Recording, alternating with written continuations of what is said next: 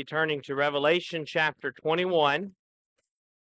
Revelation chapter 21. That's where we're going to be here this evening. I want to note a couple of things with you before we get into chapter 21.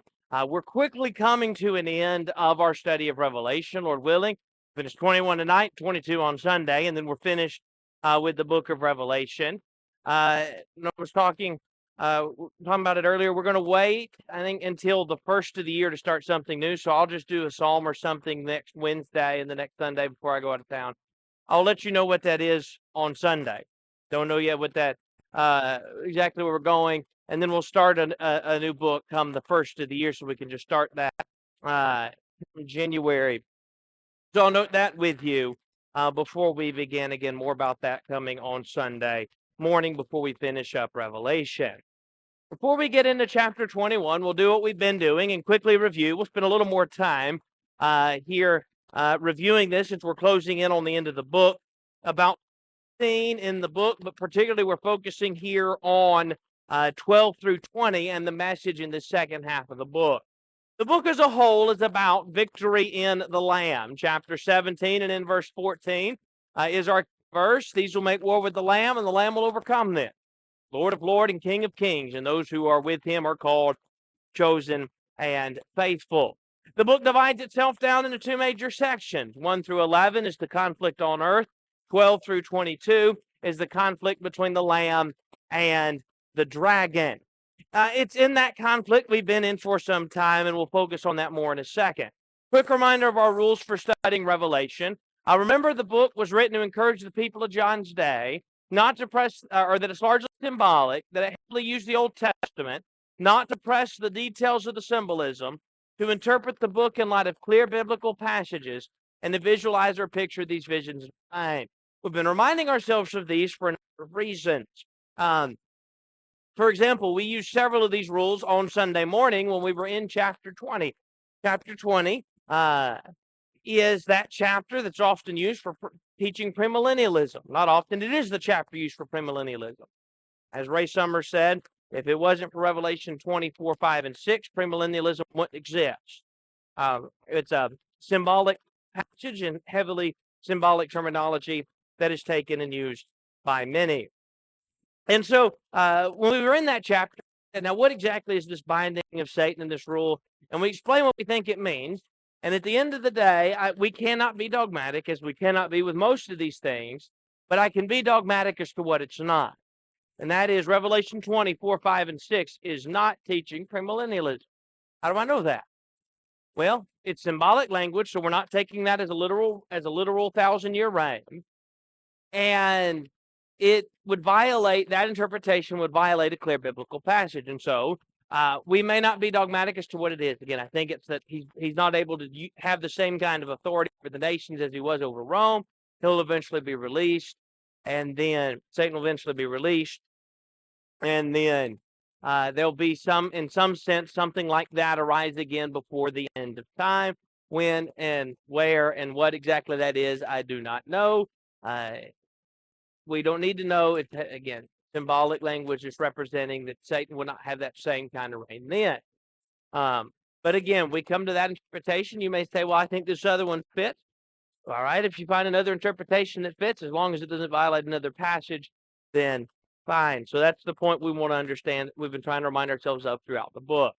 We're ready for chapter 21. So just a quick reminder of 12 through 20 as we get to 21. Chapter 12, we're introduced to three characters. Who are they? There's the woman, the male child, and the dragon. Dragon tries to kill the male child as the woman gives birth. He is unsuccessful. He goes into invade heaven. He's unsuccessful. So he turns his attention to the woman and her offspring, which are those who obey God and follow Christ. Now, the dragon is not doing that himself in terms of that he's coming to fight against them. He has sort of puppets, if you will, that he uses. Chapter 13, the beast of the sea, the Roman Empire, the beast of the earth, the false prophet, as he's referred to, perhaps, again, the concilium, we don't know, but it seems some branch of the Roman government that enforced emperor worship. Those are the puppets of Satan, if you will. He's using them to try to bring people away from Christ. That's the point in 13. They're sort of agents or puppets of Satan, if you will. Chapter 14 is where we have those that are victorious with the Lamb on Mount Zion. Those that were the faithful on earth, chapter 7, the 144,000, now seen not on earth, but seen on Mount Zion with the Lamb. They are victorious with him. It's there, the proclamation, there's these 4 proclamations, 3 from angels and then 1 a voice from heaven. And it's in those proclamations, those first 3, we're first hear of the downfall of Babylon, the Great, or the Greats. We'll get back to that more later on in following chapters. The chapter ends with the reaping of the harvest. Chapter 15 is the song of Moses and the Lamb. We'll come back to some of that stuff here in a minute. But it ends with the 7 bowls of wrath, which are poured out in chapter 16. God is coming in judgment on Rome, the beast. Chapter 17, the scarlet woman or the harlot on the scarlet beast. That harlot on the scarlet beast, again, I think represents the city of Rome, who's being upheld by the empire itself. She's bringing those to her. Chapter 18, what happens to that harlot? She's going to fall, be destroyed. Chapter 19, what happens to the beast and the false prophet? What happened to Rome and the Concilia? Or again, if not, maybe not the Concilia specifically, but that branch. But what happened to Rome and the Concilia, if we're right about that interpretation? What happened to the empire and their those that enforce that worship of the emperor? They fall. So the enemy oppressing you is going to fall. Chapter 20, who else is going to fall? Who's God going to be victorious over? Chapter 20. Victory over Satan. So again, let's just remind ourselves here. 19, 20, and 21. Think of it as a unit of chapters. For example, chapters 12, 13, and 14 are focusing on war, the war that's taking place, and that conflict. 15 and 16, 2 chapters on those bowls of wrath. 17 and 18, the chapters on the harlot. But 19, 20, and 21, we've been mentioning this, are 3 chapters of victory. So, chapter 19, victory over Rome. That is, your earthly enemy is going to be what? Defeated. Right? The earthly enemy that is persecuting you is going to be defeated. But guess what? That's not the only one that's going to be defeated. What about the one that's behind your enemy? What about the true enemy that's behind them, using them as puppets? What's going to happen to him, chapter 20? He's going to be defeated. So there's victory over your earth. Think of it this way. Victory over your earthly enemy. Victory over the spiritual enemy. Chapter 21, I title The Ultimate Victory. That is, there's eternal rest in heaven. What happens when all this comes to an end? Well, there's the ultimate victory. That is, you have the hope of going where? To heaven. And so that's the point of chapter 21. Now, let me get to this quickly. There is some question, and some commentators among conservative scholars divided over what chapter 21 is about. Some believe chapter 21 is the victorious church as God considers it today.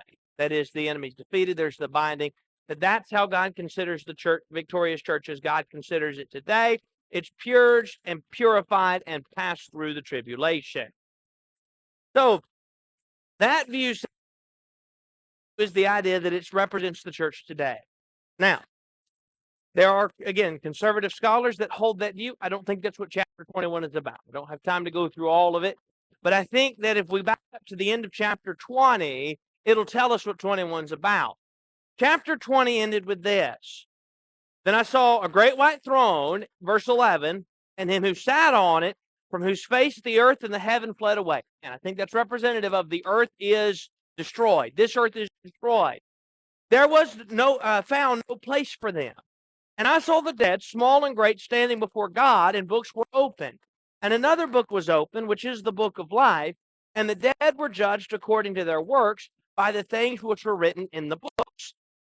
The sea gave up the dead who were in it, and death and Hades delivered up the dead who were in them. And they were judged, each one according to his works. Then death and Hades were cast into the lake of fire. This is the second death. And anyone not found written in the book of life was cast into the lake of fire. The picture of 11 through 15 of chapter 20 is the picture of final judgment. Now remember, we've been dealing with pictures of judgment now, but before chapter 20, the pictures of judgment were partial pictures of coming and judgment on Rome. There was this, again, he's coming on Rome early on, mentioned several times. Later on, he's coming on Rome. The harlot, that city will fall, 18. The nation will fall, along with those trying to enforce worship of the emperor, chapter 19. Chapter 20, then again, is Satan's going to fall. The puppet master, if you will. If Rome is the puppet of Satan, Satan, you could say, is the puppet master of those. What's going to happen to him, the one behind him?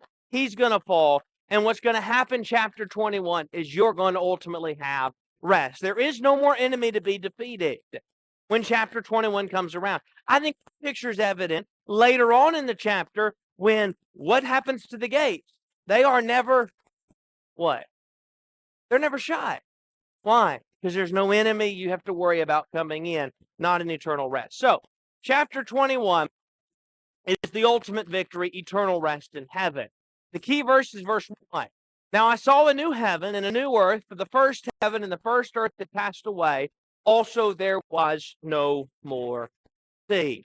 That is the key verse that summarizes what this chapter, chapter 21, is all about. Now, a few things about 21 before we get into it.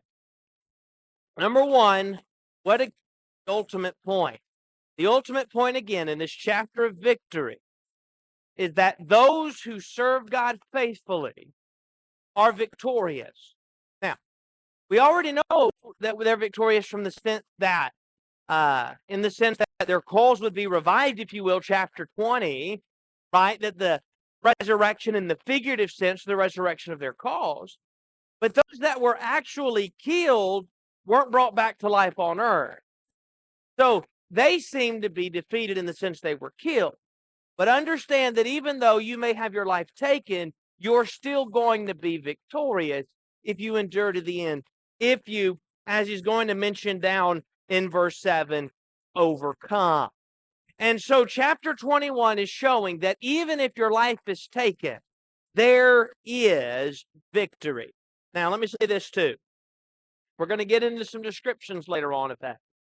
And I'm not going to take the time when we get there reading through each of them to say it about each of them, so I'll say it now. The book of Revelation, as we mentioned time and time again, is using what kind of language? Symbolic or figurative language. I do not think that Revelation 21 is a literal picture, and the reason I say that is this. Revelation 21 is put into terms as to what our finite minds can understand.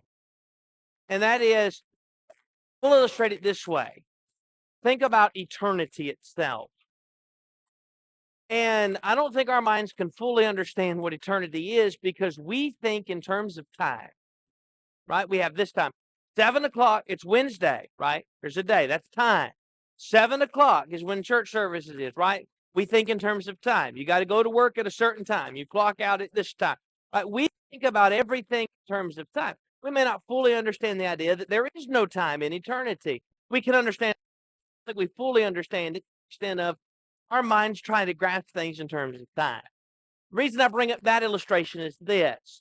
This picture of heaven is a beautiful picture of heaven in Revelation 1. It encompasses how beautiful it really is. This is just simply in terms that our minds, how beautiful it is. Just to be a literal description, just like everything else is figurative, but it is the way that we can understand in our mind how wonderful the ultimate victory of being with God in heaven is. That's the description of Revelation 21. Let's begin now, verse 1. Verse 1 through 7. Verses 1 to 8, all things are made new. 9 through the end of the chapter is the New Jerusalem, as it's referred to in verse 9. But 1 to 7, God's people who overcome will be with him. Now I saw a new heaven and a new earth. The first heaven and the first earth had passed away. Also there was no more sea. Then I, John, saw the holy city, New Jerusalem, coming down out of heaven from God, prepared as a bride adorned for her husband. And I heard a loud voice from heaven saying, Behold, the tabernacle of God is with men, and he will dwell with them, and they shall be his people. God himself will be with them and be their God. And God will wipe away every tear from their eyes. There shall be no more death, nor sorrow, nor crying. There shall be no more pain, for the former things have passed away. Then he who sat on the throne said, Behold, I make all things new. And he said to me, Write, for these words are true and faithful. And he said to me, It is done. I am the Alpha and the Omega, the beginning and the end. I will give of the fountain to him who thirsts. Be his God, and he shall be my son. As you begin in verse 1, a new heaven and a new earth. And John is not describing the idea of a renovated earth, as some have the idea, order of a different kind. I want you to think about this Old Testament illustration. In the Old Testament, in Isaiah 65:17 and 66:22, a section dealing, by the way, with the coming of the Messiah, this term, the idea is used of I create a new heavens and a new earth, in the sense that there's a new order that's coming. And so when you look at Revelation 21, what he's saying is it's not like heaven and earth before. It's not in the sense that here's earth and here's the order of how things are for us, right? We're here on earth and how things continue. That's done away with. The first earth had passed away, heaven and the first earth had passed away. It's a new order. It's something different than now. In fact, now we come together to worship God, right, at services. For them then, or for those there, some of them who may have been Jews would remember the time that they would have, as Jews, gone to worship God in the temple in Jerusalem, which the temple represented, or the tabernacle, represented the dwelling place of God. We'll come back to that more in a minute in verse 3. That's not so. This is a new order. In fact, in verse 1, there was no more sea. Now, we've referenced this sea on a few occasions, because John has already brought it up twice. Revelation 4 and in verse 6, the sea was before God's throne. Summers suggest again it's the transcendence of God. And so, and I think he's right, there's the idea that we can't yet fully be with God. Why? We're here on earth, God is in heaven. The sea is mentioned later on in Revelation 15. I think perhaps maybe a reference to the idea those that are on the sea, maybe those that have passed on, but they're not yet with God in heaven.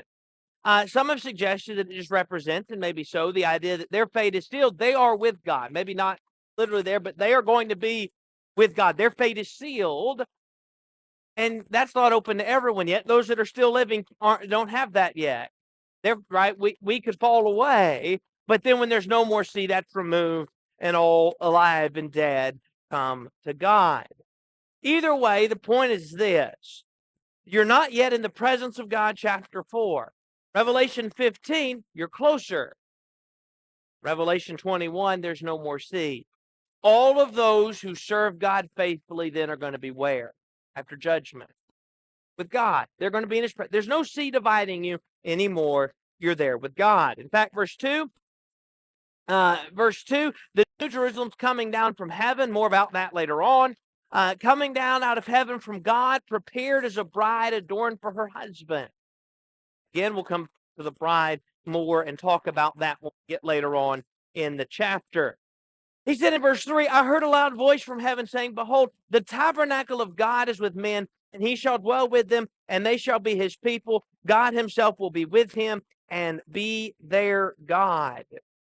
The word tabernacle, it has the meaning, as we would think about it, a tabernacle or a tent, right? How we think about that idea of a tabernacle. But the word could mean to dwell. And in fact, the English Standard Version opts for that translation. Behold, the dwelling place of God is with man. If you notice later on in the chapter, that God is with men and he will dwell with them. It's from the same root. It's the word skene, rendered tabernacle in verse 1. It's skenosia, rendered dwell later on. You can hear that same root there at the beginning. Again, the tabernacle or the temple just simply represented where God dwelt among the Israelites. So, when it's the tabernacle of God is with men, what he's saying is the place where God dwells is where? Now in chapter 21, with men. Now, it's not just any men, right? It's those that have overcome, verse 7, those that have served faithfully. It's those that have endured to the end. But God's dwelling place is in heaven with those who served him faithfully to the very end. God will be with them, and he will be their God. Verse 4 and 5, the former things have passed away, all things are new. God wipes away every tear. Right? There's no more crying. There's no more death. There's no more sorrow, because those former things have passed away. I've said this before when we talked about heaven. I look forward to the day that I don't have to worry about attending another funeral. Days that we don't have to stand by the bed of a loved one and mourn tears for them as their earthly life comes to an end. That's nothing you have to worry about in heaven. Those things have passed away. There's no more aches and pains of life. Those things have passed away. All things are, God make all things new. In fact, that statement, he says, is true and faithful. That is, if you want to put it this way, you can, as we say, you can take it to the bank. It's true. That is true. All things are new and all those things are done away. God says you can trust me when I tell you this is better. Yes. Would this have been the experience Adam and Eve had before the fall?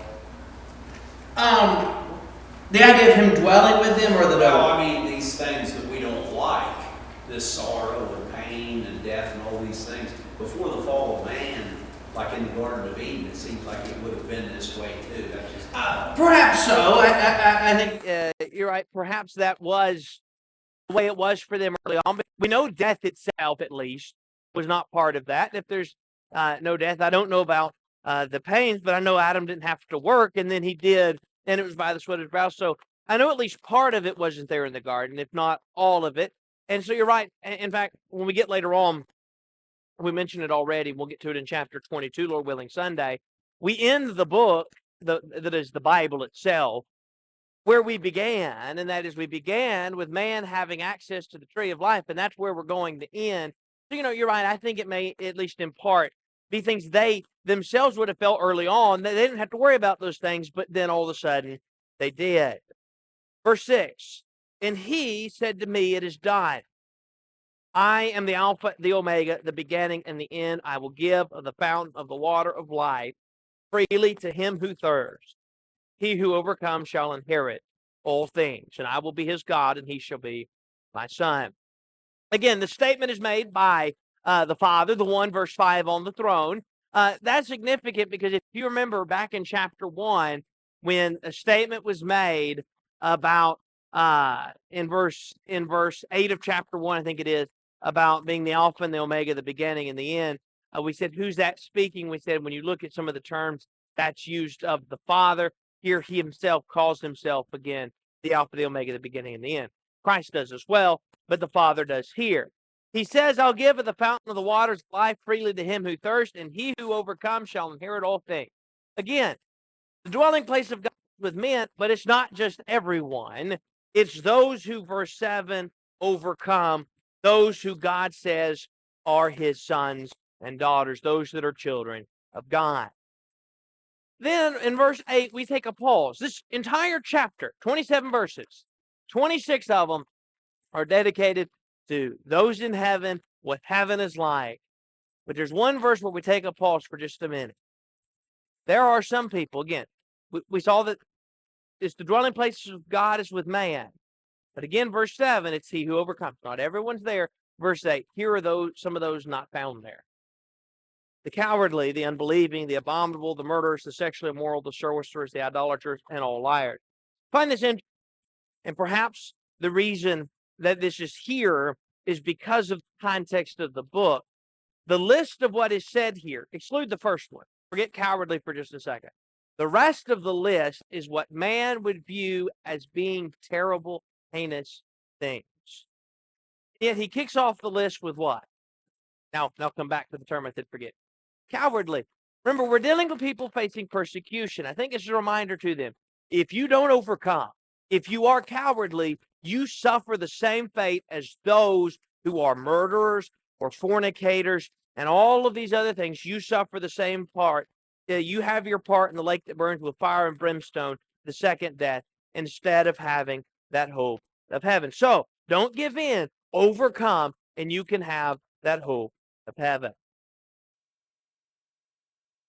And he said you were an austere or a severe master. You know, he didn't go and utilize those things that he could have, you know, that God gave him that ability. I mean, all that's the meaning of it. And, you know, he was cowardly or whatever like that. So, you know, they took away what he had and gave to these others. So the lesson for us today is we need to be bold when we need to be bold.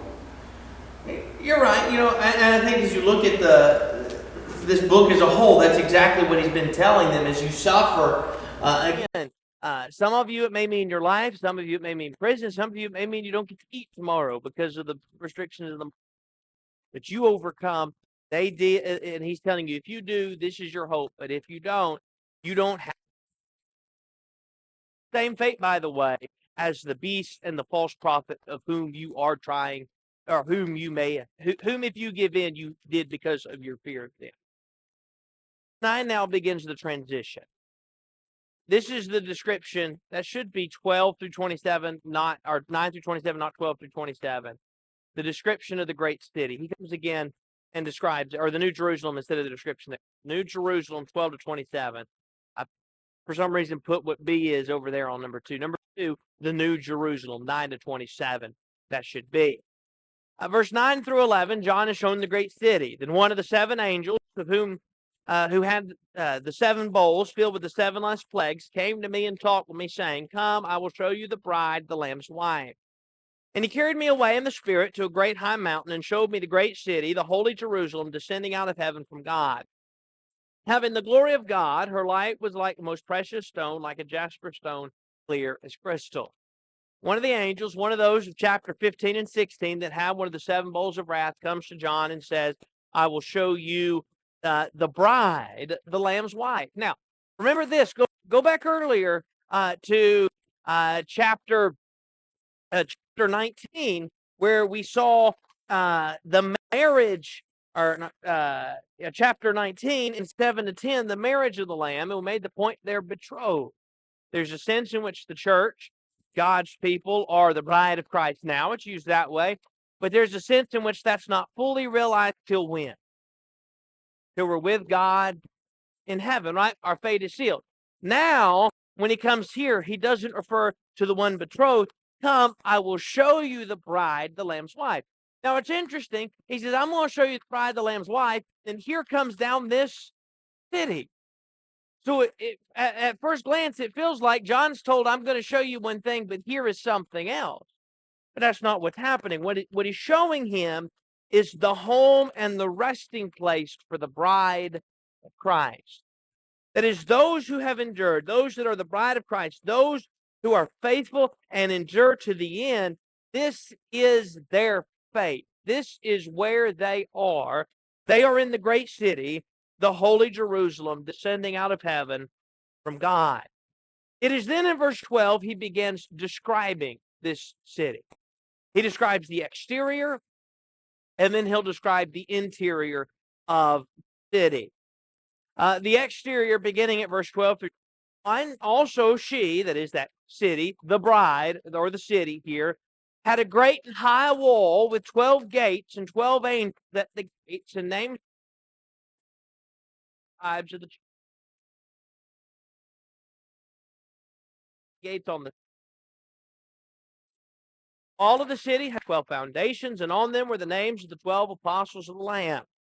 And who talked with me had a gold reed to measure the city, its gates, and its wall. The city is laid out as a square, its length is as great as its breadth, and he measured the city with the reed, 12,000 furlongs. Its length, breadth, and height are equal. Then he measured its wall 154 cubits, according to the measure of a man, that is, of an angel. The construction of its wall was jasper, and the city was pure gold like clear glass. The foundations of the wall of the city were adorned with all kinds of precious stones. The first foundation was jasper, the second sapphire, the third chalcedony, the fourth emerald, the fifth sardonyx, the sixth sardius, the seventh chrysolite, the eighth beryl, the ninth topaz, the 10th chrysoprase, the 11th jacinth, the 12th amethyst. The 12 gates were 12 pearls. Each individual gate was of one pearl, and the street of the city was pure gold like transparent glass. I don't want to spend forever talking about what each of these individual things. What we need to get from this is the overall picture. So let's begin with this picture. The city has a great and high wall with 12 gates. That seems like a place that's very secure. Now, later on, we're going to find out the gates are what? They're open. They're never closed. But there's a great and high wall, and it has 12 foundations, verse 14, and the measurement is 12,000 furlongs, and the wall measured 144 cubits. I want you to notice something that appears time and time and time and time again. I don't want to focus here in a minute, even as we get later on the city that's like pure gold in all of these different stones and what they are. I don't think the point is anything to do about the specific stones. It's just that those stones would be a beautiful sight to behold. But I do think there's something significant in these numbers. There are how many gates, verse 12? 12 gates. Then, on them are written the 12 tribes of the children of Israel. The city has how many foundations, verse 14? 12. The city measured how many thousand furlongs? 12,000. The walls measured how many cubits? 144 cubits. And then there were how many different stones? Verse 20 gives us the last number. There are 12. Now, I want to go back to this. The number 12 is representative of God's people. Remember when we talked about the 24 elders? I think it represents all of God's people under the new, all of God's people under the old, right? There are 12 tribes, the old, the 12 apostles, the new. The names, the 12 tribes and the 12 apostles, I think is just representative that this is the dwelling place where God's people are going to be. You may have in your Bible, by the way, some translations do this. The New King James footnotes it here in verse 16, 12,000 furlongs or stadia, about 1,380 miles in all. Some translations, I think, try to actually do that out, that the city is 1,380 miles. I think we missed the point. 12,000, 12, the number of God's people, 1,000, 10 times 10 times 10, the number for something that is perfect or complete. 144 cubits, 12 and 12. I think the point is this is the dwelling place of God and of who? His people. I think that's why 12 or some form of 12,000 or 12 times 12 and 144 appear again and again. God's people are with him in this place that is beautiful. I think the fact that there are so many stones mentioned and their beauty show the beauty of being with God and of God himself, that we can be with him forever. That's the picture, that victory of God's means they get to be with him forever in this beautiful city. Verse 22 now, to the end of the chapter, the interior. We've seen the exterior, here's the interior. I saw no temple in it, for the Lord God Almighty and the Lamb are its temple. The city had no need of the sun to shine in it, for the glory of God illuminated it. The Lamb is its light, and the nations of those who are saved shall walk in its light. And the kings of the earth bring their glory and honor into it. Its gates shall not be shut at all by day. There shall be no night there. And they shall bring the glory and the honor of the nations into it, but there shall by it anything that defiles or causes an abomination or a lie, but only those who are written in the Lamb's book of life. Verse 22, as he describes the interior of the city, the Lord God and the Lamb are its temple. Again, the temple and the tabernacle represented what? the dwelling place of God. They don't need the temple anymore. Why? Because God's with them. Verse 23, there's no need of the sun because the Lord God illuminates it and the Lamb is its light. Verse 24 then, through the end of the chapter, or verse 25 rather, jumping to verse 25, we'll come back to 24 in a minute on those that are there. Verse 25, the doors or the gates are never shut. There's no night there. When do, at least this is how we feel, maybe statistics would say this isn't necessarily true. When do most crimes occur? Or at least do we feel that they're most likely to occur? In the dark and at night, right? Somebody breaking into your house in broad daylight. Say you live on a street that's busy in the daytime. Somebody breaking in the daytime when people are driving by.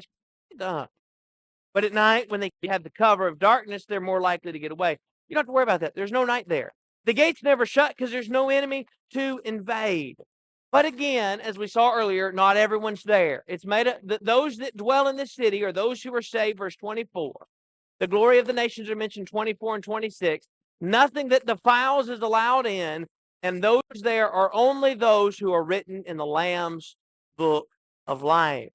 You know, somebody to buy a house, they want to find a house that they're going to find is very secure and in a good neighborhood. You can't find a better neighborhood than what's described about those in heaven. No worry about sin. No worry about sin invading. No worry about crime, any of that. You're in the presence of God, the safest place you can be, being with God forever. Yes. All these dimensions and things, and then normally, I mean, if we look at it in two human terms, but I think the point is, it's going to be all sufficient for the purpose that it was intended for. Absolutely. You're right. You know, and again, that all sufficient. I don't think, again, as we talk about, I don't think this is a literal description. Maybe it is, but just being the book that it's in and the way that I don't think this is a literal description. This is for our finite mind, the idea to understand how beautiful and sufficient of a city that heaven is going to be. And so that's the picture painted here. God's people are victorious. They'll be with him in heaven forever. Yeah.